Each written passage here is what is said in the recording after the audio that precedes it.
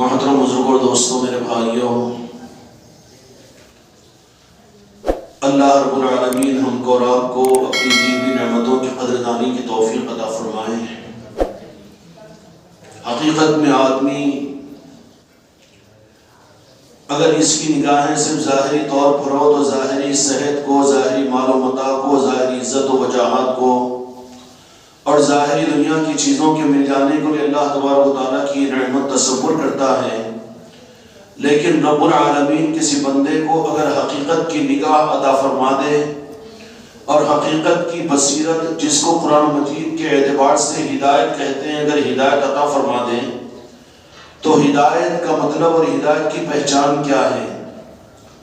ہدایت کی پہچان مختلف انداز سے ہے، لیکن ایک رخ سے آسانی کے ساتھ ہم سمجھ سکتے ہیں کہ جن دنیا داروں کو دنیا کی چیزوں کے ملنے پر خوشی ہوتی ہے اور جن دنیا داروں کو دنیا کے چھننے پر غم ہوتا ہے اور اس کی فکر لاحق رہتی ہے، اللہ تبارک و تعالیٰ کسی مسلمان کو اس بات کی توفیق عطا فرما دے کہ جیسے دنیا دار کی پہچان یہ ہوتی ہے کہ دنیا ملنے پر خوش ہوتا ہے اور دنیا کے چھننے پر ناراض ہوتا ہے، یا دنیا کے چھن جانے کا غم اس کو ہمیشہ لاحق ہوتا ہے، ایسے ہی ہدایت یافتہ بندے کی پہچان یہ ہے کہ اس کو اللہ تبارک و تعالیٰ کی رضا اور اللہ تبارک و تعالیٰ کی رضا جوئی کے کاموں اور اعمال کے کرنے کی توفیق، جن چیزوں سے اللہ تبارک و تعالیٰ خوش ہوتا ہے اس کے ملنے پر اس کو دنیا کے ملنے سے زیادہ خوشی ہو، تو یہ ہدایت کی علامت ہے۔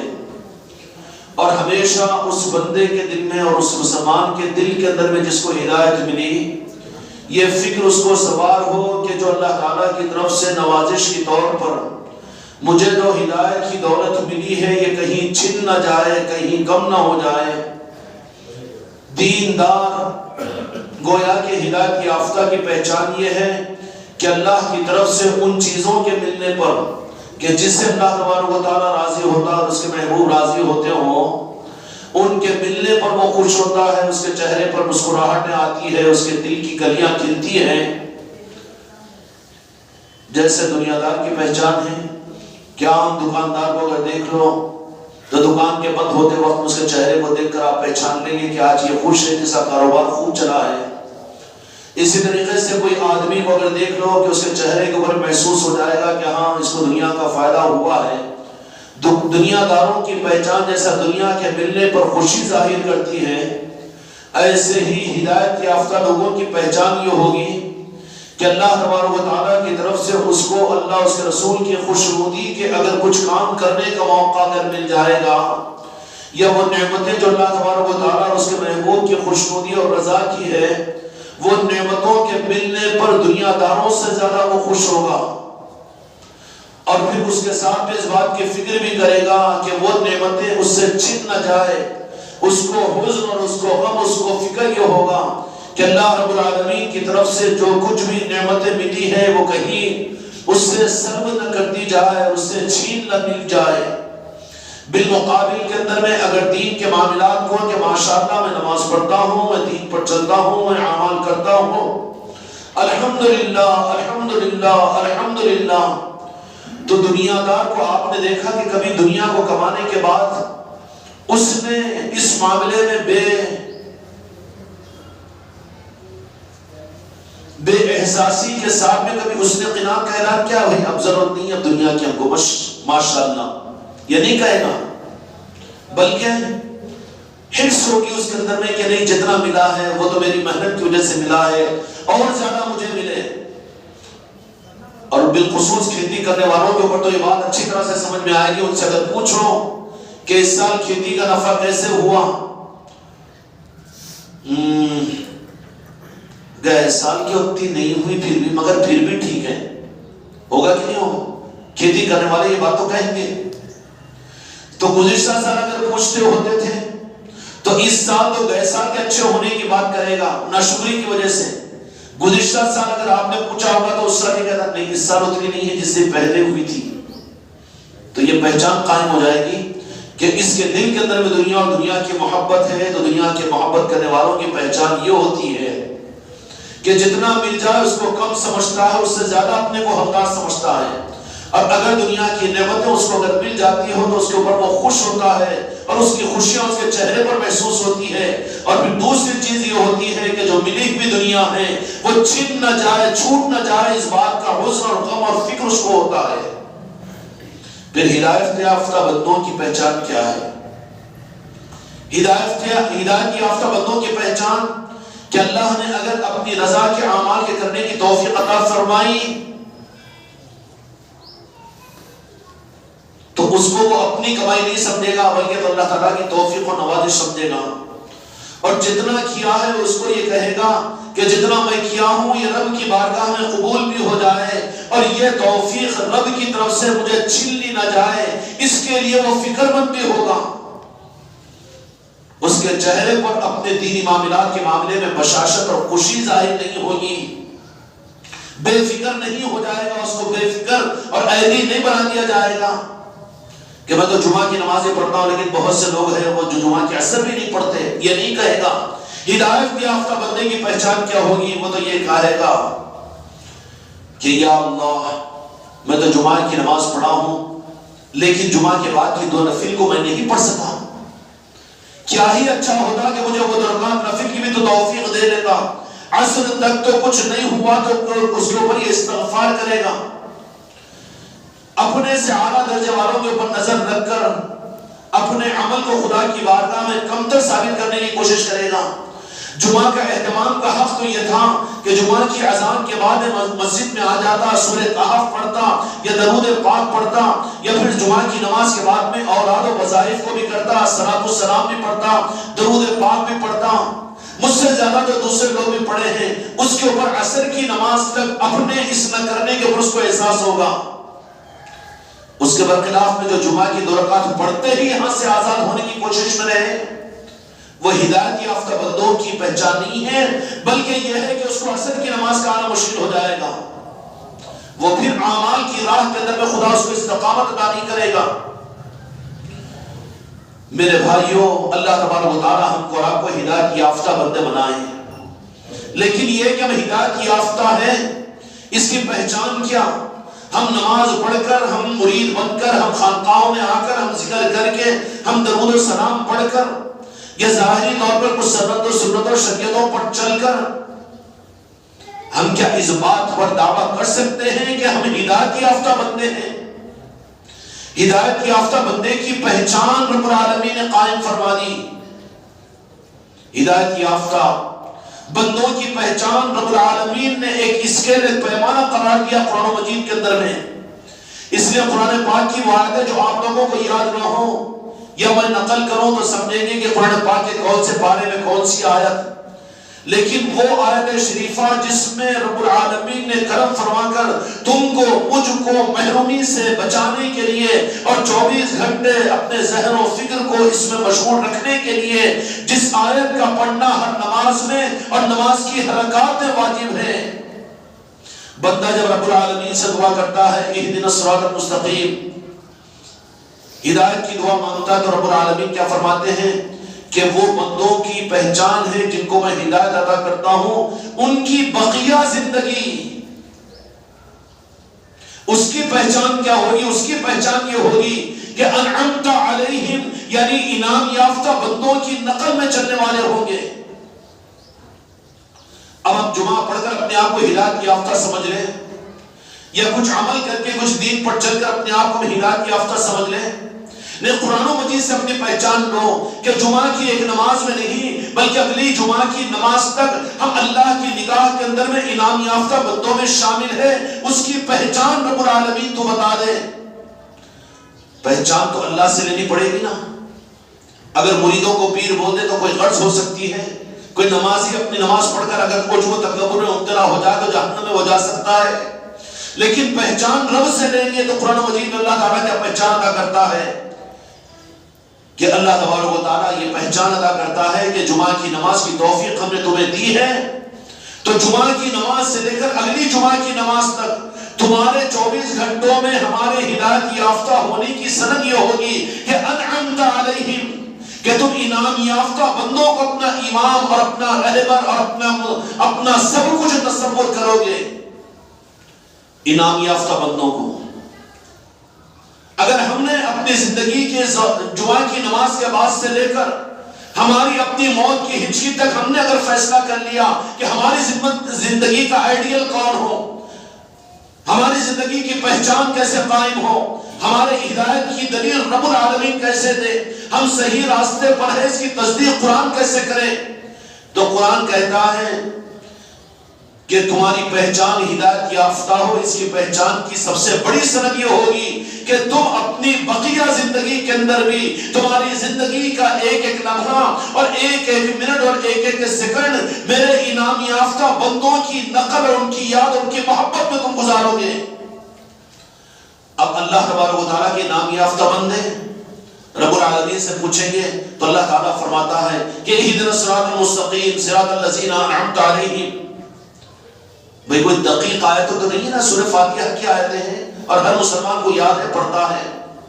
اب انعم اللہ من النبیین والصدیقین والشہداء والصالحین، اللہ تبارک و تعالیٰ علی اعلان یہ فرما دیتا ہے کہ تم اپنی زندگی کے اندر میں ہماری بارگاہ سے اور ہماری عرش سے تم ہدایت یافتہ بندوں میں شامل ہیں۔ اگر اس کی سند تم کو اگر اپنے سے لینا ہو تو تم یہ دیکھو کہ بقیہ زندگی کے اندر میں تمہاری زندگی کا آئیڈیل، تمہاری زندگی کا نمونہ اور تمہاری زندگی کا امام، ایک دو رکعت جمعہ کی نماز امام کے پیچھے رکعت بن کر پڑھتے ہو، لیکن اس کے بعد سے لے کر تمہاری موت تک کی تمہاری زندگی کا امام جو ہدایت یافتہ بندہ ہے اس کی پہچان کیا ہے، اس کا امام کون ہوگا؟ انبیاء، شہداء، صالحین۔ تو فرمایا کہ انبیاء کا زمانہ تو ختم ہو گیا، شہید تو شہادت کے بعد میں شہید ہوتا ہے، صدیقین کا زمانہ بھی ختم ہو چکا، اب رہ کر ہدایت کی سند کس کی زندگی کی پہچان ہے؟ ہم ہدایت پر ہیں یا رب کی طرف سے سچے راستے پر ہیں؟ اس کی سند یہ ہوگی کہ ہماری بقیہ زندگی کے اندر میں ہمارا امام، ہمارا آئیڈیل، ہمارا نفس نہیں ہوگا، ہماری جماعت، ہمارا مسلک، ہمارا پیر نہیں ہوگا میرے دوستوں، میرے بھائیوں، بلکہ ہمارے ہدایت یافتہ ہونے کی پہچان جو رب نے قرآن مجید میں سند دی وہ کیا تھی کہ میرے صالحین تمہاری زندگی کے امام ہوں گے۔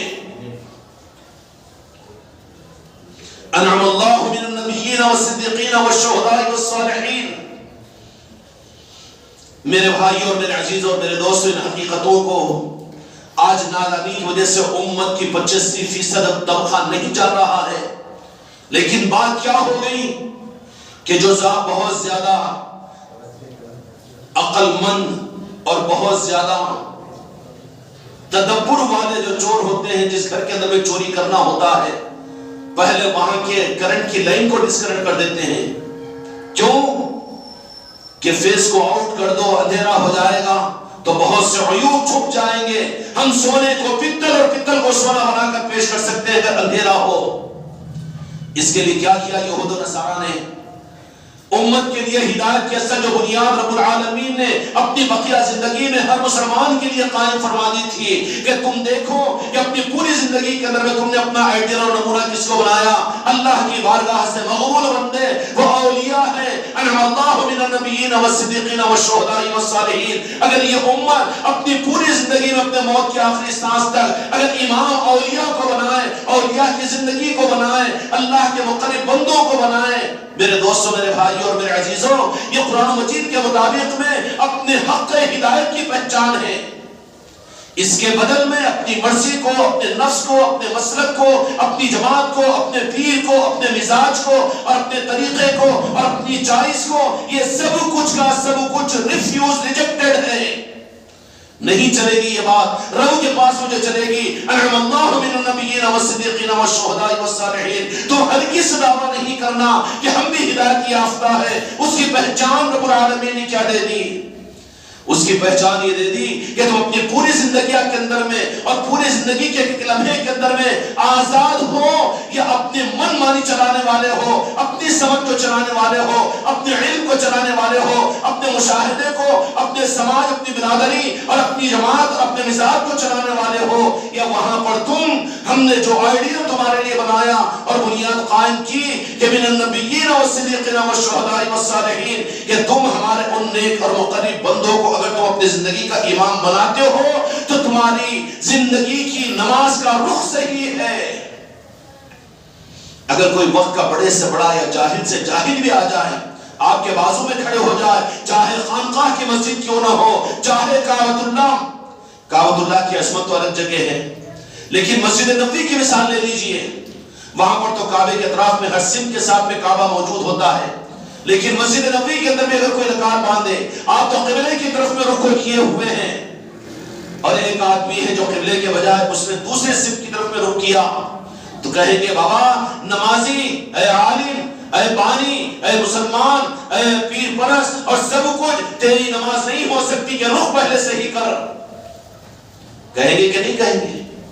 رخ کے صحیح ہوئے بغیر سجدہ نہیں، رخ کے صحیح ہوئے بغیر تیری نماز نہیں. تو پھر پوری زندگی کا بھی امام کوئی ہونا چاہیے، اور پوری زندگی کا رخ بھی تو صحیح ہونا چاہیے.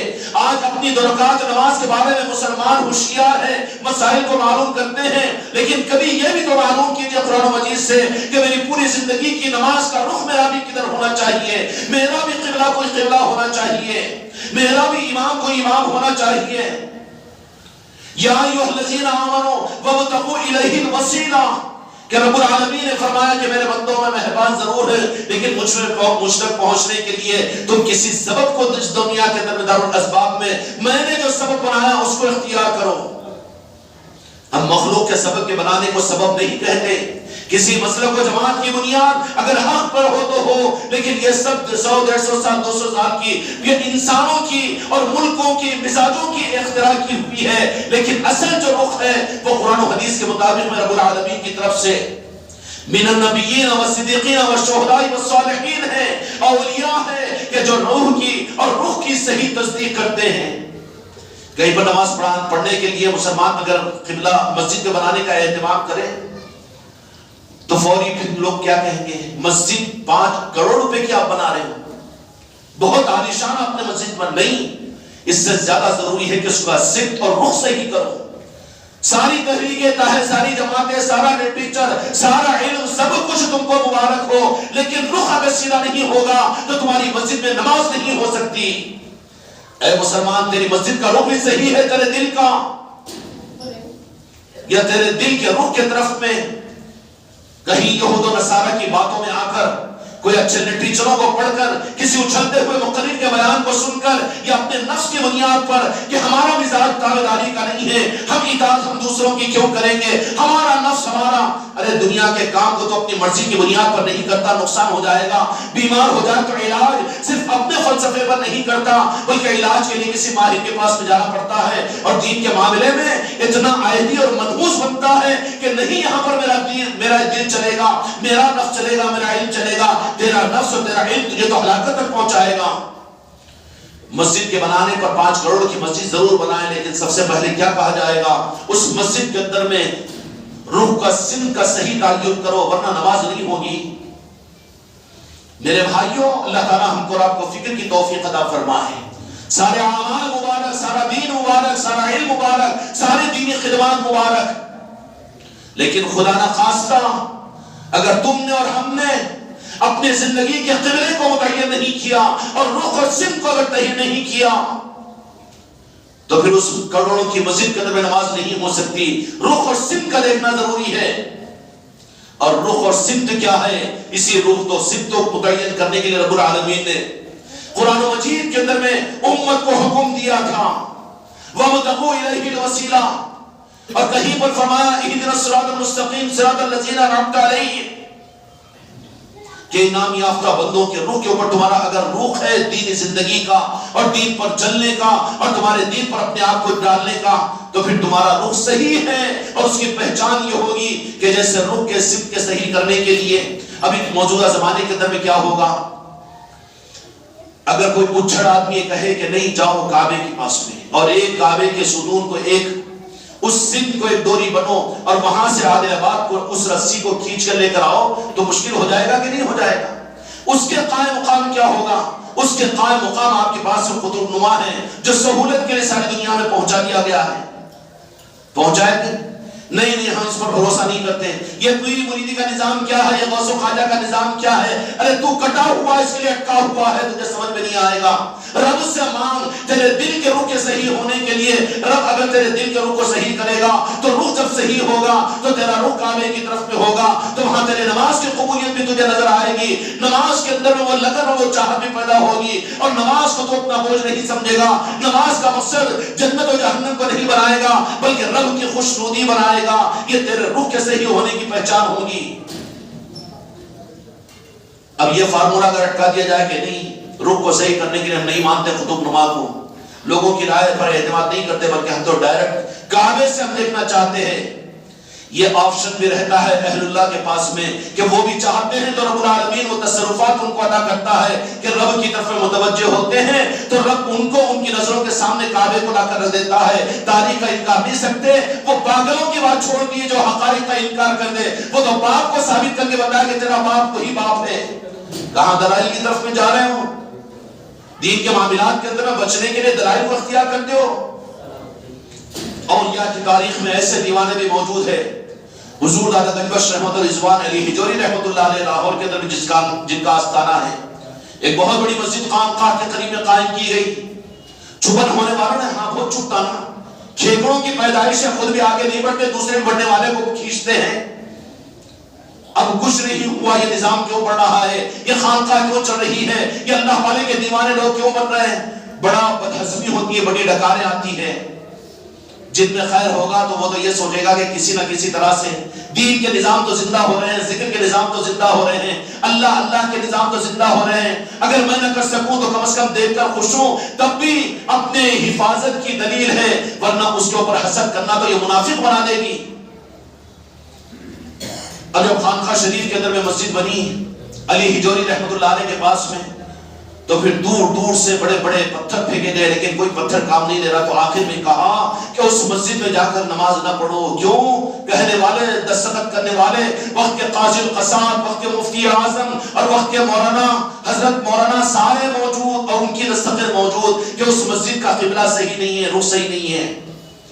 اب دلیل ان سے نہیں پوچھیں گے نا کہ تم جو انکار کر رہے تو ذرا اس کی آپ کے پاس دلیل کیا ہے. کیوں کہ دلیل تو ان لوگوں نے سفید کپڑے والوں, رومانہ والوں کو اور یہ عبے پہننے والوں کو بنا دیا. بس حضرت مولانا کہتی ہے بس کافی ہے. یہی بات ہوئی حضور دادا گنجبخش رحمت رضوان کے پاس میں بات پہنچی کہ لوگ نہیں آئیں گے. کسی وقت کے اندر میں اللہ تعالیٰ عادل آباد والوں کی ہم سب کی بھی غلطیوں کو اپنے طرف سے معاف فرمائے, اس میں عوام کا قصور نہیں ہے. چند خود غرض تھے جو ان نظاموں کو کچھ اور رخ کے ساتھ میں, لیکن اللہ کا نظام ہے جس نظام کو خدا اگر چلانا چاہے تو دنیا کی کوئی طاقت اس کو نہیں روک سکتی. اس مسجد کے معاملے میں بھی یہ کہا گیا تھا کہ وہ مسجد میں شرک ہوتا ہے. اچھا, اذان ہوتی ہے, نماز ہوتی ہے, شرک تجھے نظر آ رہا ہے اور تو کتنی مرتبہ آگے دیکھا نہیں ہم نہیں آ تو تجھے دیکھا کیسے, تو الزام لگا رہا ہے. آنے والوں کو پوچھ.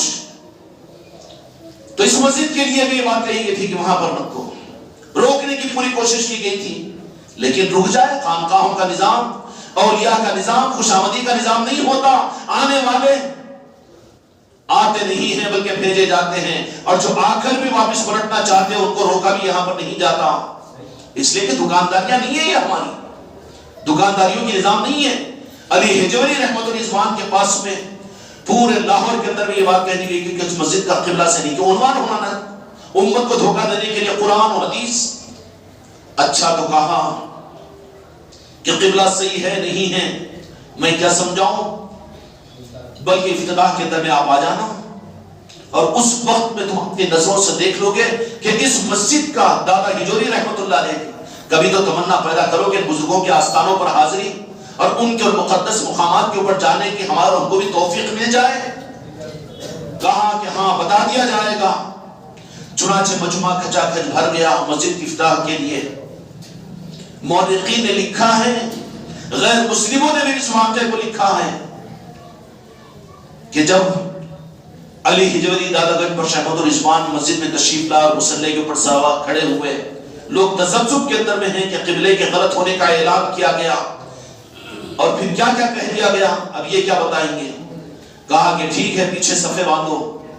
مورخین نے لکھا ہے کہ دادا ہجوری رحمت اللہ علیہ مصلی پر کھڑے ہو کر اللہ اکبر جیسا ہی کہا تو جتنے مصلی تھے ساروں نے جیسے ہی تکبیر کو کیا تو کعبے کو اپنی نظروں کے سامنے دیکھا.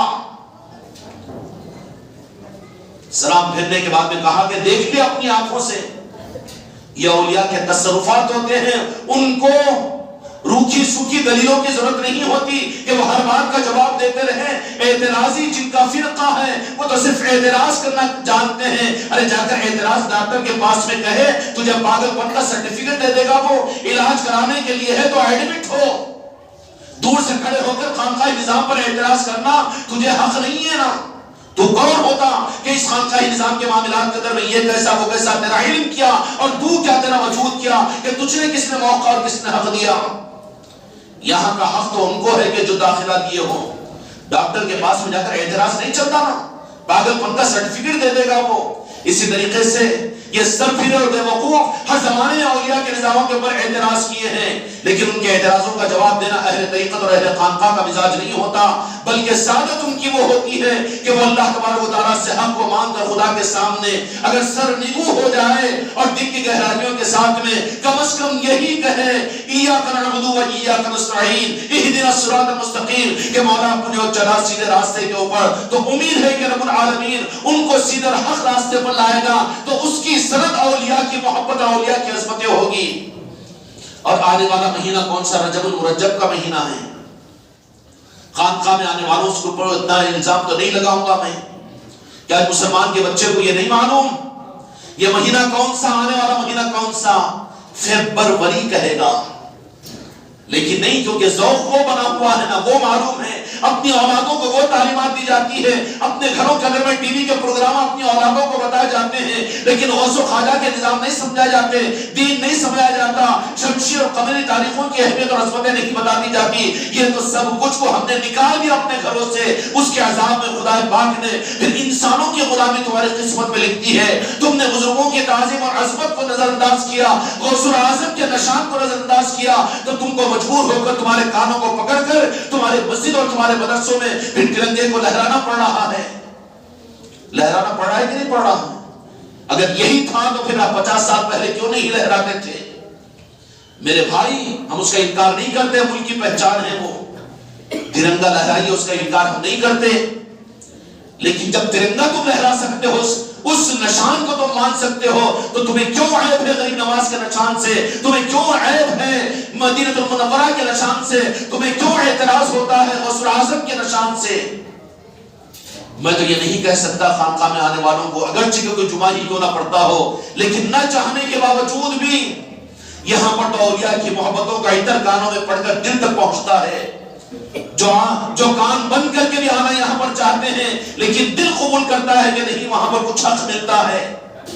اتنا اعتراض تو نہیں کروں گا کہ آنے والا مہینہ رجب المرجب کا مہینہ ہے، یہاں پر تو اللہ کے فضل و کرم سے، میرے غوث و خواجہ کے کرم سے، اس چوکھٹ سے، اس خانقاہ کے ذریعے سے وہ نظام چل رہا ہے، امت کو وہ حق کا نظام جو اس موجودہ زمانوں کے ان سارے لیبلوں سے نکال کر وہ حقیقی نظام امت کو دینے کی خدمت اس خانقاہ سے چل رہی ہے۔ آنے والا مہینہ رجب المرجب کا مہینہ ہے، اور جانتے ہیں اہل طریقت، اور جاننا چاہیے ہندوستان کے ہر مسلمان کو، ورنہ اپنے اسلام کا وہ باغی کہلایا جائے گا۔ تیرا اسلام، میں نمازی سے پکڑ کر پوچھوں کہ تیری نماز، مسجد کے امام سے پوچھوں کہ تیری یہ مسجد، اور تو جماعت سے پوچھوں کہ تیری جماعت، اور تیری داڑھی اور تیرا چہرہ یہ کس کا صدقہ ہے؟ تو تیرے باپ داداؤں کو تو خواجہ خواجگان نے کرنا پڑھایا تھا کہ نہیں پڑھایا تھا؟ کوئی جذبات کی عنوان نہیں ہے۔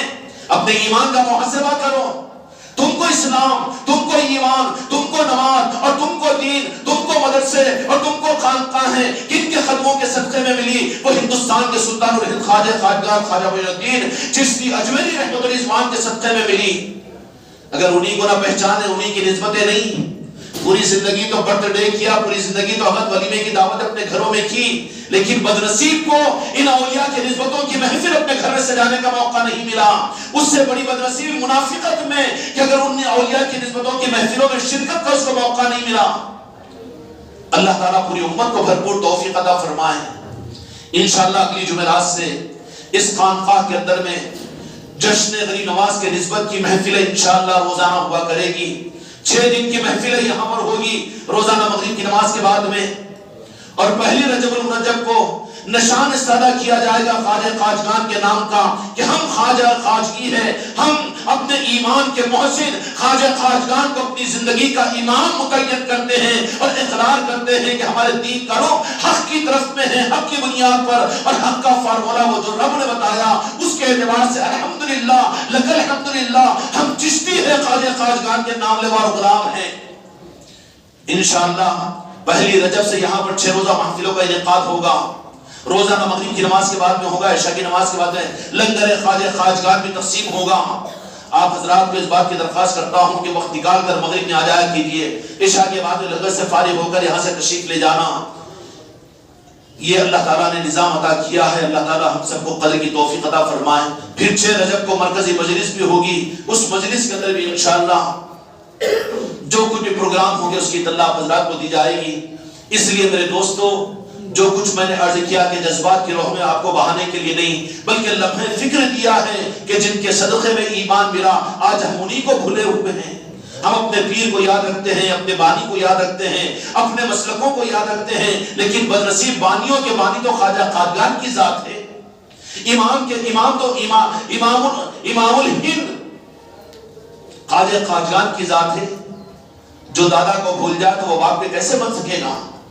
اس لیے اپنے نسب کو ناپاک مت کرو۔ ہمارا نسب، ہمارے ایمان کا نسب خواجہ خواجگان سے ملتا ہے، اور جو خواجہ خواجگان کی چوکھٹ کا انکار کرے، آپ کی ذات کا انکار کرے، اس کا نسب نامہ اسلام کا صحیح نہیں ہو سکتا، ایمان کا صحیح نہیں ہو سکتا۔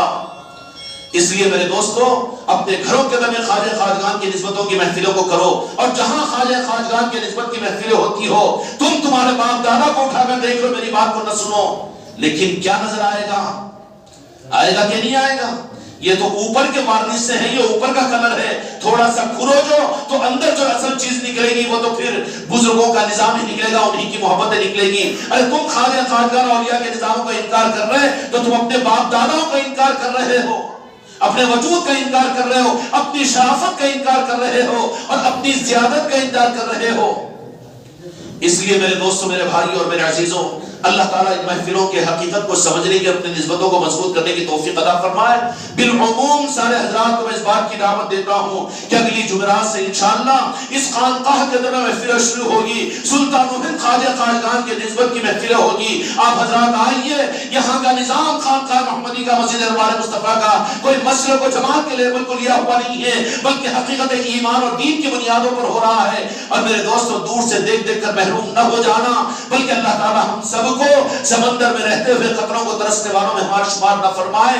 اس لیے مغرب کی نماز سے لے کر عشاء تک کی یہاں کی محفلوں میں اور عشاء کے بعد میں انشاءاللہ یہاں کے لنگر میں بھی آپ حضرات شریک ہوا کیجئے۔ مسورات کے لیے خانقاہ کے اندر پردے کا سارا انتظام ہوگا، ایک عنوان ہوگا جس کی وجہ سے ہم اپنی تاریخ سے اور اپنے رخ کو صحیح کرنے کا ایک موقع مجھ کو آپ کو ملے گا۔ اللہ تبارک و تعالی حق کی طرف مجھ کو آپ کو چلنے کی توفیق عطا فرمائے۔